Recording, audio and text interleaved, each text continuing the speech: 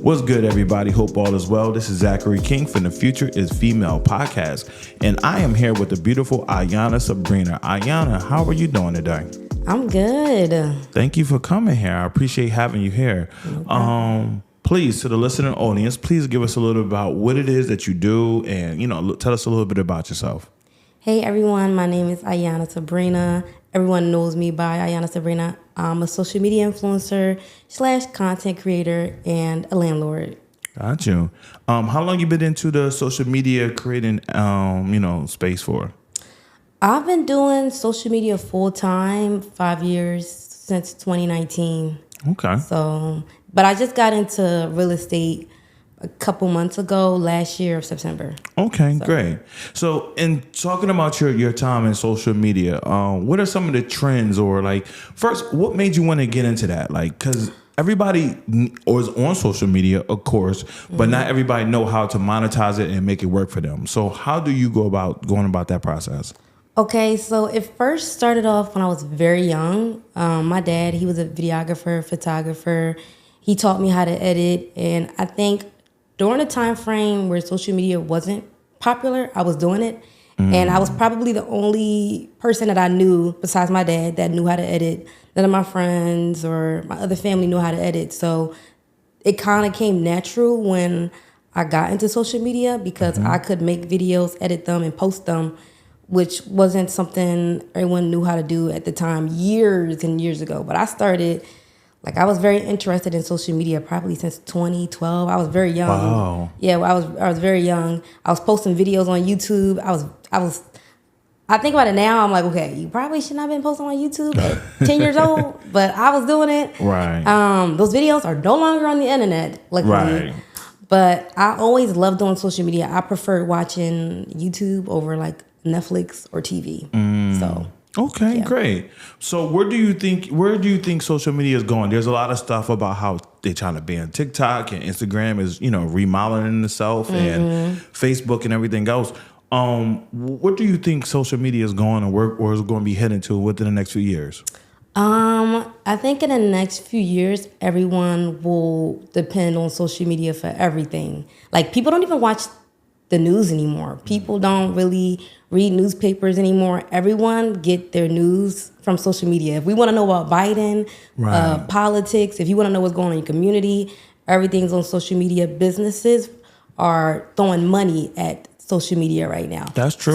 That's true. Influencing is where it's at. Even celebrities like singers and actors are on social media now. And before that wasn't a thing. Right. At first they thought that was kind of I feel like at the time it was like a weird thing to do. If you were posting videos, they thought it was weird. But now you're starting to see more celebrities get into that space. Right. So. Right. No, I feel that too. I think they said this year is this generation is the first generation where everything is going to be completely on social media. Someone of my generation, it was we didn't have social media, and social media came in, to the 2000s. But in this generation, everything is going to be all in social media. So you're absolutely right.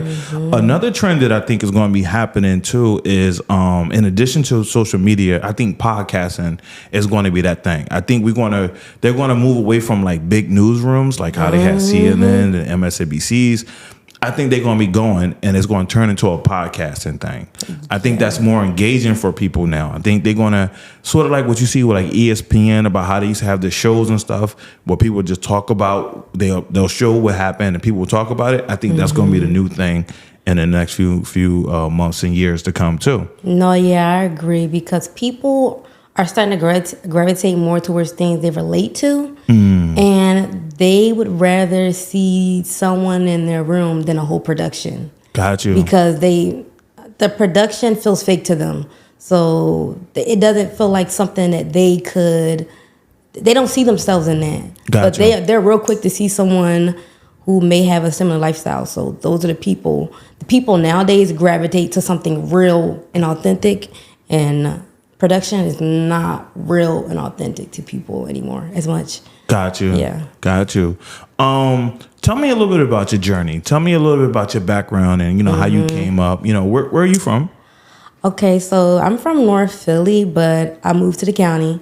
Okay. We had some situations going on from where I lived at, shootings. My parents were like, yeah, this is very unsafe. So we moved immediately. I believe like a couple gunshots went through our windows. And at that moment, my parents were like, yeah, it's time for us to get up and go. Right. And and from there, I grew up in Darby, but I still went to school in Philly. From kindergarten all the way up to 12th grade.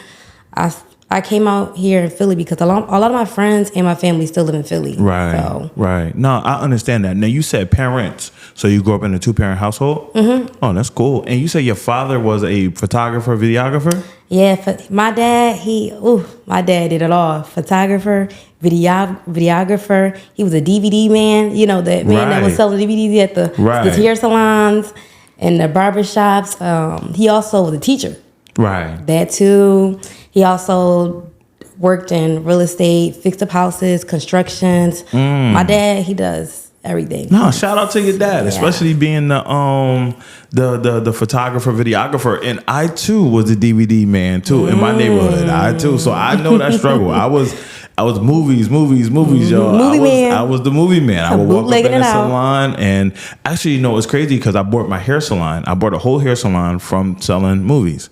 So yes, I get it. So hey, look, the powers that be, y'all can't do nothing to me now. Okay, so now, but it also sounds like your dad had a really good work ethic as well. Like he was a hustler, a hustler. So tell me about how did that work ethic fall down into you?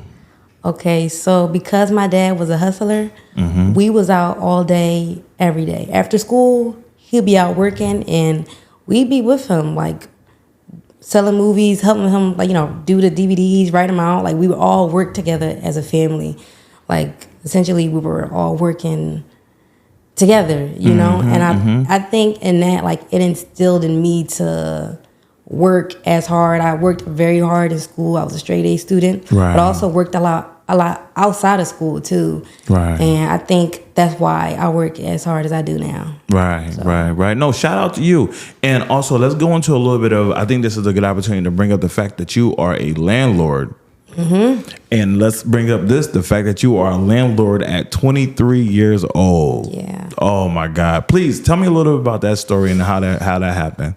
Okay, so first off, my grandparents, they have a lot of properties. My grandpa, he did pass away a couple of years ago, and my dad, he runs the properties.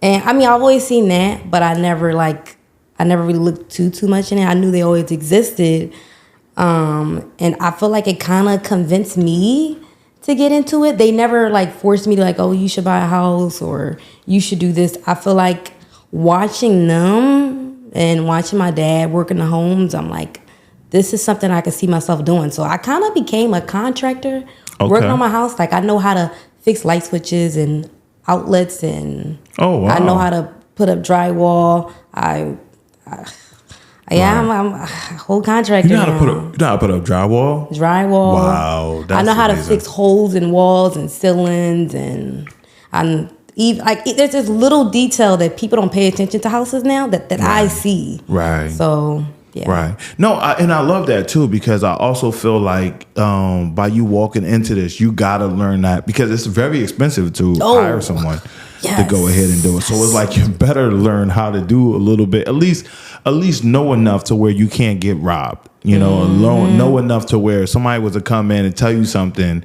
you could be like, oh, hold on, I know this right here. So I appreciate the fact that you're doing the legwork. What are some of the challenges that you have in there? Like, what are some of the challenges that you came across as being so young? How many people do you rent out to?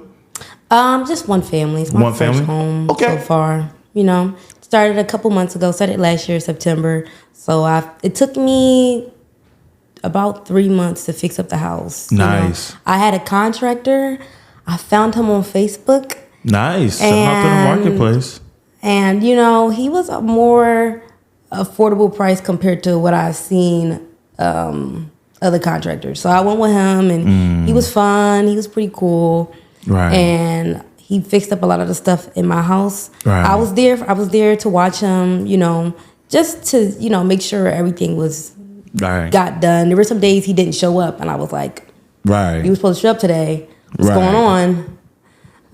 So I think the issues probably came around when I was realizing there were certain things that were off about the house that I didn't notice beforehand. And I'm like, oh, I didn't know I had to fix this. I didn't know I had to do this. And there's a lot of things when buying a home, you pay for everything. It's not like an apartment where you call somebody up and they fix it. You got to fix it. You the one that's got to get called, right? I'm calling me, right?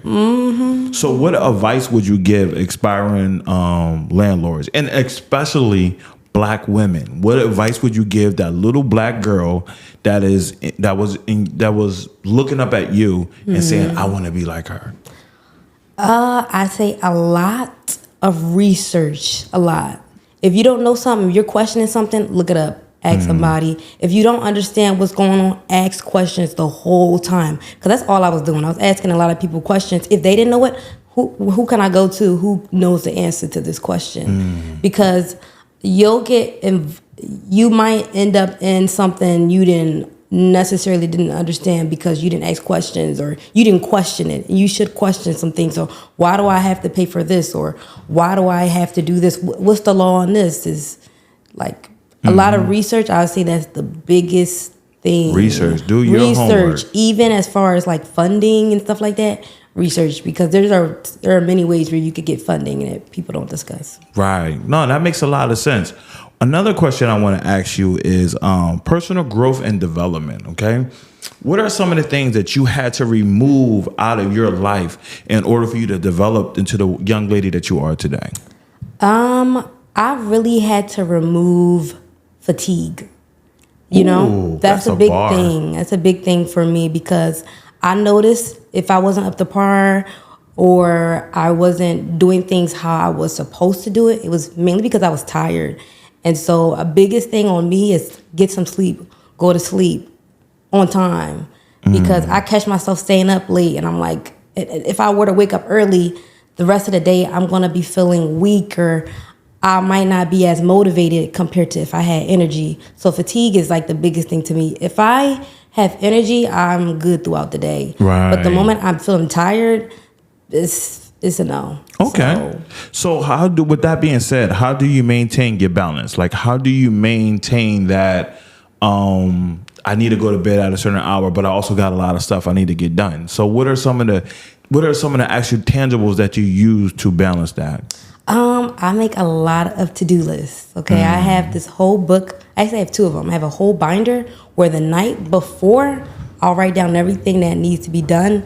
Like even the little precise things, the littlest things, the littlest tedious things that I feel like I'm going to forget the next day. I write them all down the day before, and I make sure to remind myself that when I wake up, this is what has to be done today. So I'm not going throughout the day confused on what am I doing? Like instead of wandering, I have a complete list of everything that needs to be done. Right. So definitely writing things down.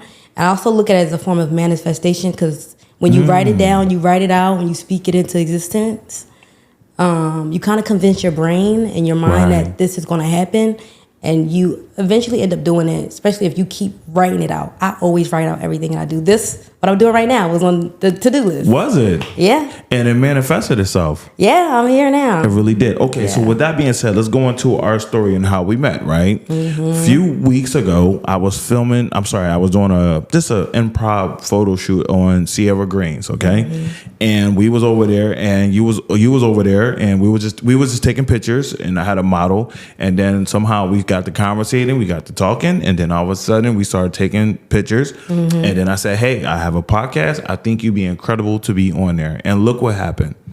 Now I'm here. Now you here. Wow, that's amazing. That's truly amazing too, because I'm in that same space as well. With doing this, I ask that the universe will plug me in with other inspiring women and entrepreneurs. Part of the reason why I wanted to get this platform is because I have a little girl, and I wanted her to have, I want to surround her with positive Black women, women in which she could look up to and have an example and a blueprint to say, if I want to become successful, this is how I need to do it. So let's talk about manifestation. What got you to that space of where you could see and you started to speak it into existence? How did you get there? Well, I was honestly manifesting before I even knew what it was. I'm really big on writing things out. Okay. You know, and it's something I started very young, like elementary school, like even little stuff like homework and projects. And I know growing up they would give us these little booklets, these little note booklets. I would actually use those, you know, and I feel like that's how I kind of started off. And then I started doing more research on what manifestation was, because it kind of was going viral on the internet. Everyone was talking about it. So I was like, what is this? Because as far as I thought, manifesting, I thought it was something that happened in the 1970s. I don't know. That's what it sounded like. It sounded like an old history lesson or something. Okay.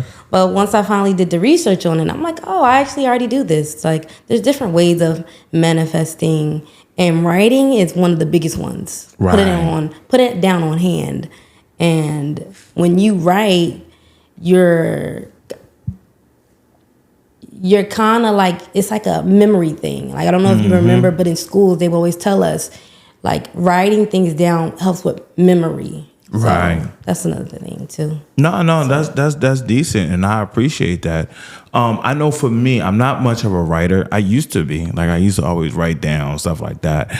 But now I really do got to get back into the habit, because I tell you, for me, when I wrote stuff down and I was able to see it, it gave room for other ideas. It was like, because what happened is you have this idea and you keep it in your head, and the reason why it's constantly playing in your head, because you haven't wrote it down. So when you write it down, it gives an opportunity for the next idea to come up and to even massage that first one. But so it is one of the things that I have to do as well. So, and this platform right here allowed for me to keep me honest as well. So I definitely appreciate that. What do you do in terms of, like, what is your detox? Like, how do you detox? What is your self-care look like? Well, my self-care, I feel like most of it is physical. Okay. Like, I take care of myself every day and how I eat. I'm a vegetarian going on 7 years. So I'm very particular about what I put in my body. I'm very serious about no, like, milk, no yogurt, because those are the type of things that make me feel fatigue. Like cheese, it makes me feel tired. And I honestly feel like my body's on a detox every single day. I'm really big on greens and fruit. Like, I love fruit salads. Like, ask anybody, they'll tell me my favorite food is probably fruit salads. That'd be the first thing I go to. And I feel like that keeps me clean throughout the day, my energy.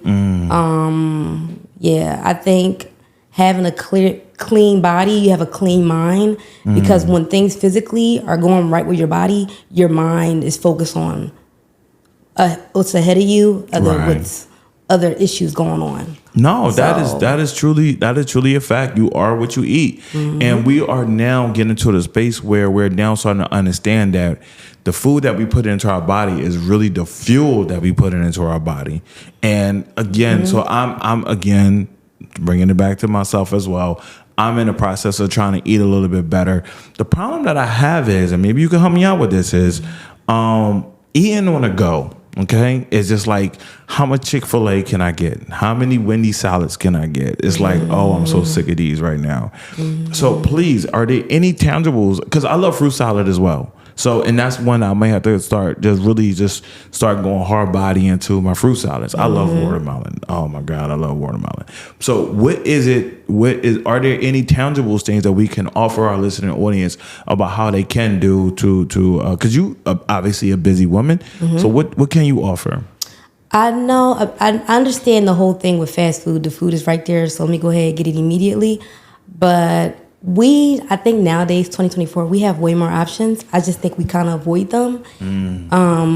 We kind of keep ourselves from planning ahead, like meal planning, like meal prep. I think a lot of people meal prep, like the night before, a week before, prep food that you're going to eat for the entire week, and change it up. Don't eat the same food every day. People get kind of tired of eating the same thing, and they give up on the meal plan because they're just tired of eating the same thing. So I suggest change it up, and your meals on the go could be an apple. Your meal on the go could be a granola bar. Like, even canned fruit. Like, I love canned fruit. Like, I'll open up some oranges, canned fruit, because it's literally right there. If I don't feel like going anywhere or having to cook something, I'll literally just get a fruit cup. Like, little stuff like that. Like, it's way better than heading to McDonald's.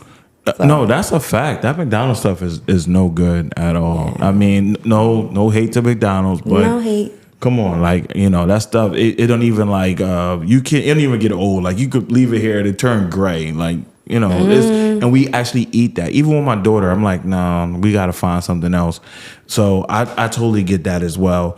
Let's talk a little bit about your social media platform. Okay, again. With being in these platforms and sitting in these roles, one of the most important things is how to build an audience.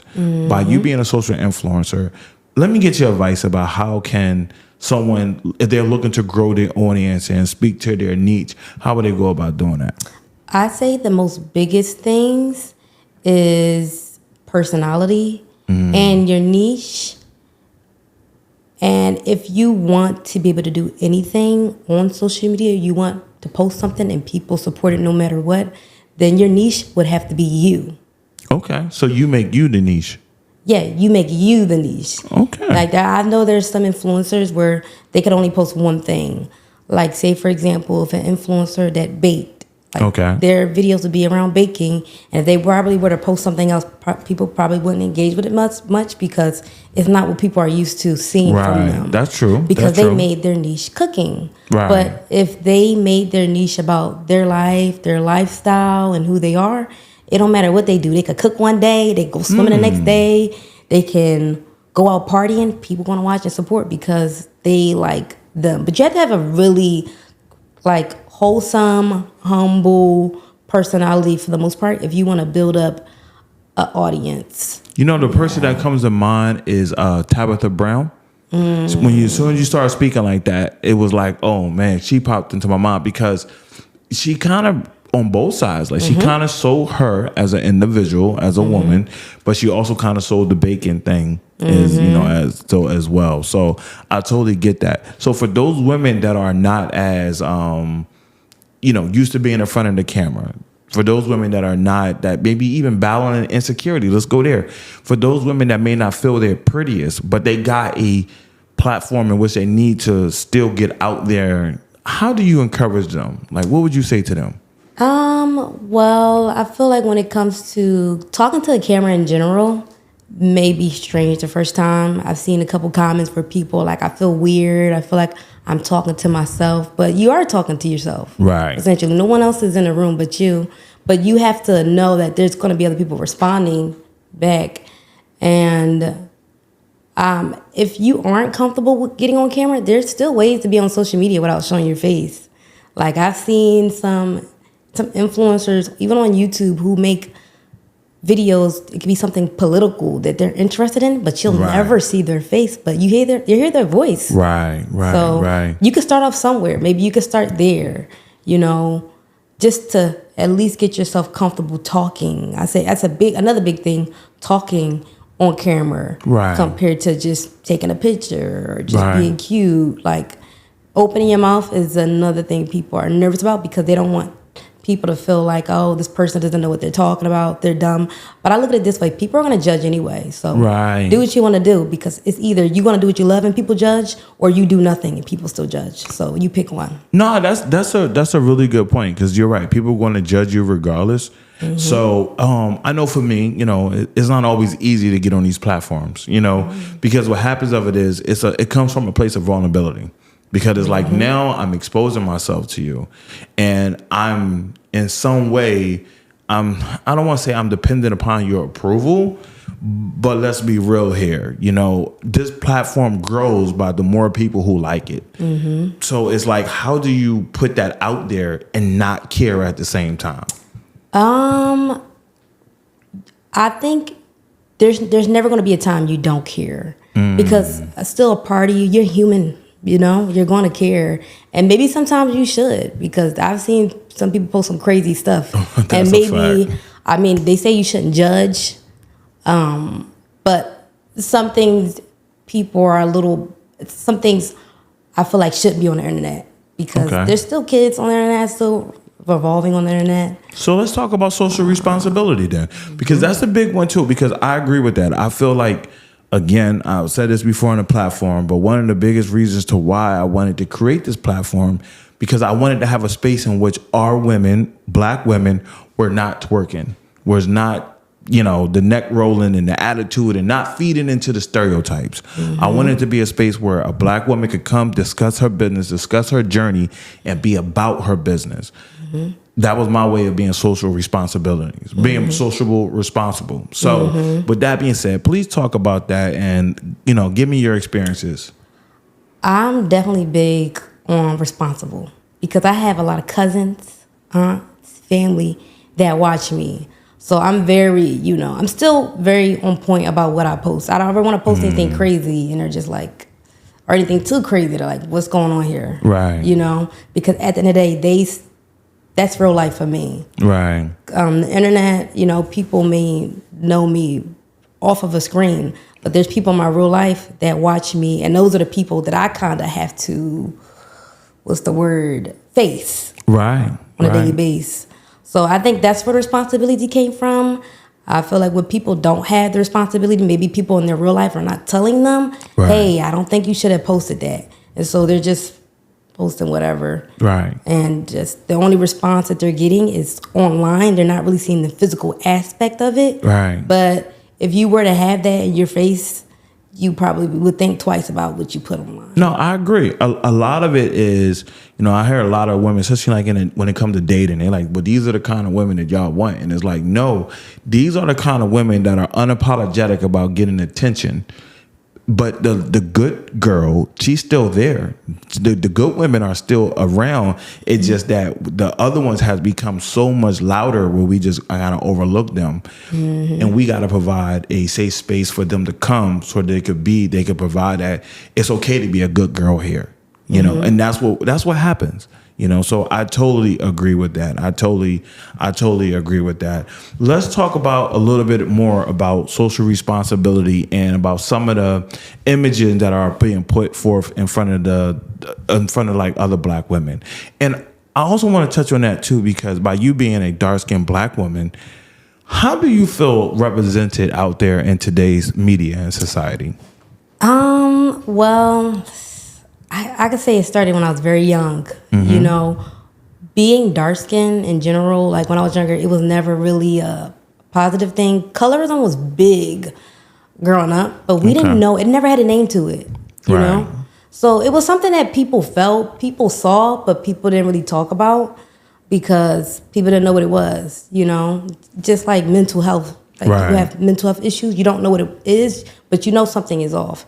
And I kind of felt, like coming in that definitely my physical appearance, people may have biases upon what they see, but I feel like my personality, no matter what, is going to stand out. Gotcha. So I think that's the biggest thing I go off of is who I am. Like it doesn't matter what I look like. I think it does, but then it doesn't at the same time because I feel like regardless who you are as a person, like I've seen some social media influencers who may not be the most aesthetically pleasing physically, but people will watch them heavy just because they feel like they can relate to them and who they are. But definitely there are some, being in the, I would say, content creator space. There's definitely a lot of discrimination, not just colorism, but racism. It shows up in brands and there's a lot of people just now even speaking up about like a POC content creators. So POC people of color. Oh, people of why did I know that? Why did I know that? No, I definitely agree with you, and I also understand this too because even as a dark skinned man, I didn't experience I have women who have told me, maybe have you ever experienced this? I have women who have told me I'll be cute. I'm cute to be dark skinned. Oh yeah, definitely, for sure. So how did that make you feel? Like when a guy come to you, be like, yo, you're a pretty dark skinned girl. How does that make you feel?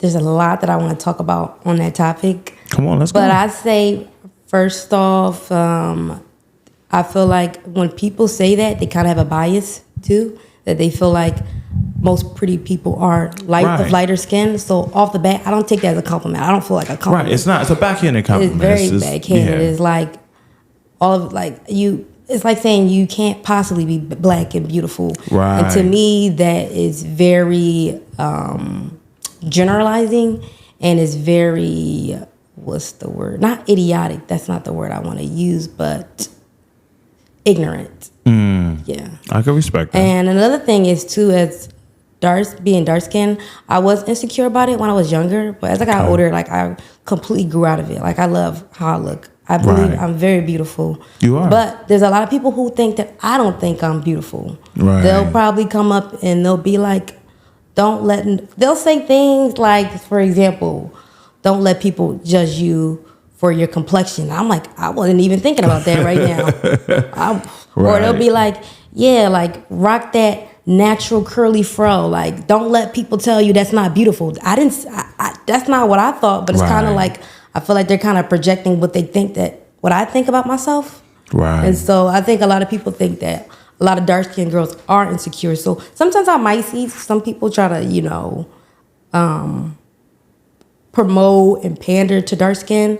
And sometimes to me that can be a little bit performative to me. So I don't really necessarily feel like it doesn't really. You see right through it. Yeah, I see right through it. And especially when if I see a white boy on the internet talking about just going in on black women or how beautiful we are, I really appreciate the compliment, but why you had to come on the internet to do it? You couldn't just do that in your regular life? Right. You know? Right. And to me, that's what comes off performative. Right. So I don't really take that. I just look at it sideways. Right. So. Right. No, so with that being said, too, another part that I want to talk to you about is your stature. You're a very thin woman, okay? Petite. Mm-hmm. So in a lot of the things, a lot of the images that we see of women today are the heavier, thick, big butts and all that stuff. So the pressure to look a certain kind of way, because we could really make an argument at this point that all influencers, women, I'm going for, they kind of all look alike. They all have this. They all feel the need to get the BBLs and to have the certain kind of like a certain.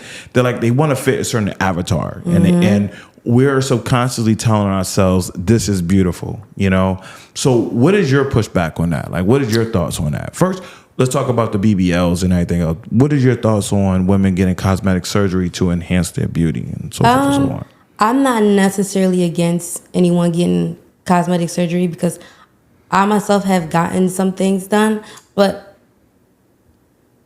I'll say this. When it comes to cosmetic surgery in this world that we live in, beauty is currency, like even outside of social media, artists. Right.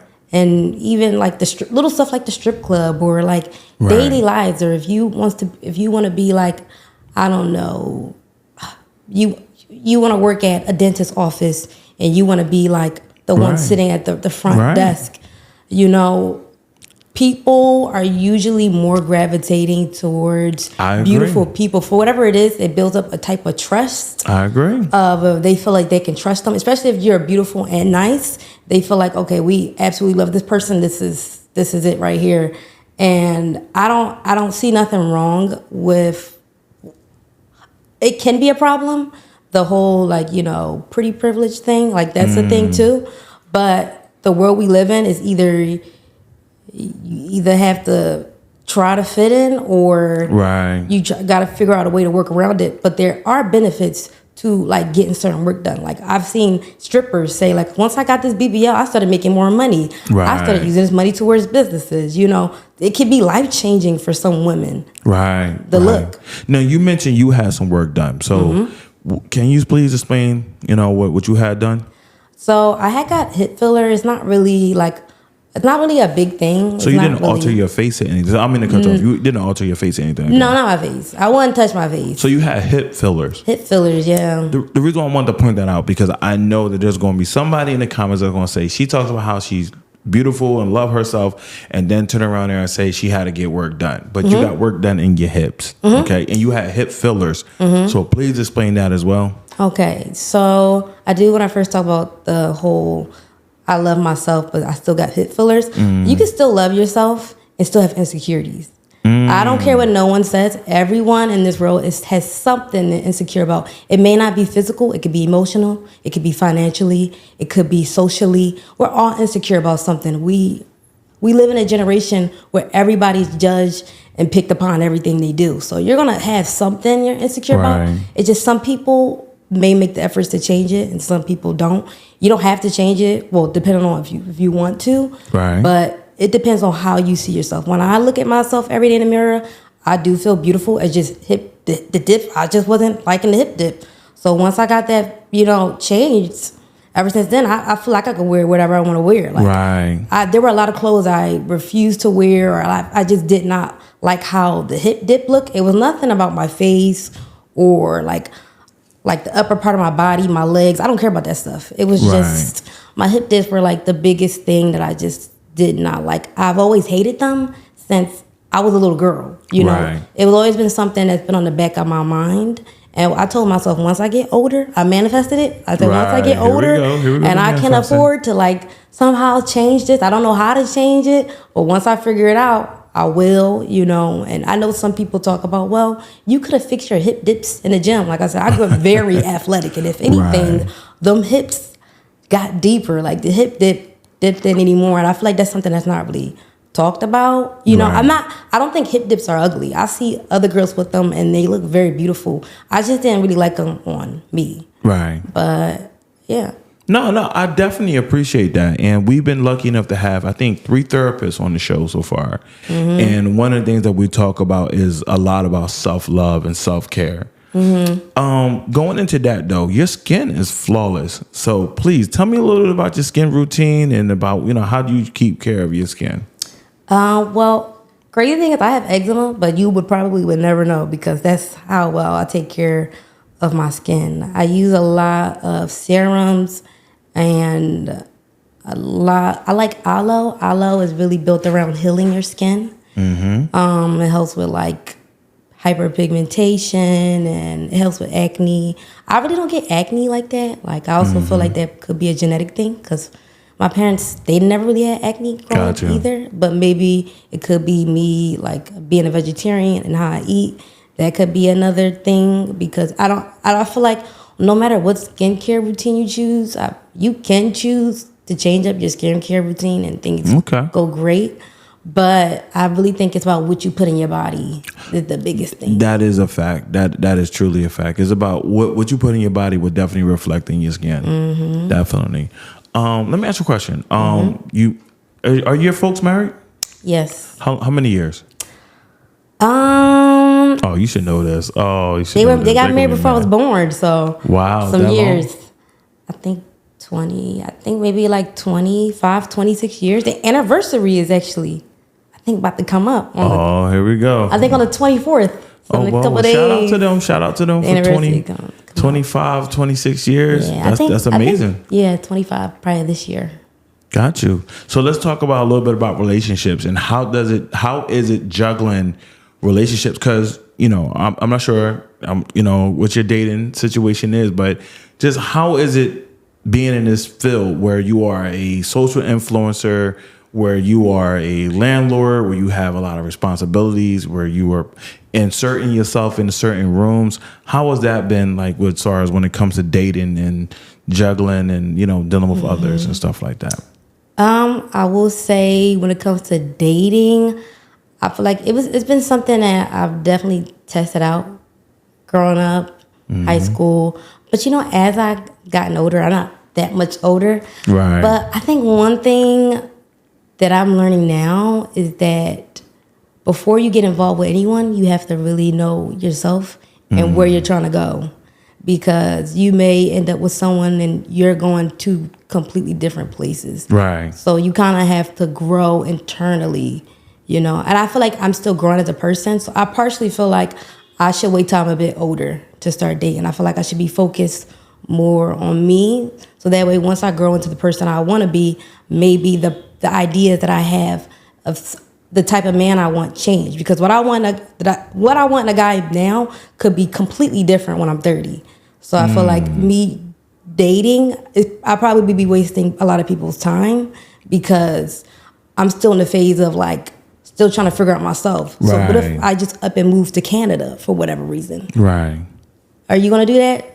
But maybe I might change my mind on if the type of work I want to do, or what if I want to quit now? Like, I feel like I still need to grow as a person before I start really entering like a real committed relationship. So yeah. No, that makes a lot of sense, and that is wise beyond your years, because at 23 years old, I was not thinking like that. Okay, I was thinking the complete opposite, and then now as I get older in life, it's like, wow. My daughter mother was just on this platform, and we were talking about the young you have to take care of the old you. Yes. You know, and you know, when I heard that, the first time I heard that, I was like, damn, that makes sense. Mm-hmm. You know, the young you, the young you have to take care of the 44, the 54-year-old you. So that is really, really good right there. In closing, I just want to ask you, for one, what books do you read? Like, are you a reader? I know you're a writer, but are you a reader? I'm really big on definitely the audiobooks for sure. Gotcha. For sure. I like to read about books that are about like mental health and like your well-being and emotional health, like anything with self-help. I love those books, and financial books too. Right. Like, this is one book I really love. It's called The Subtle Art.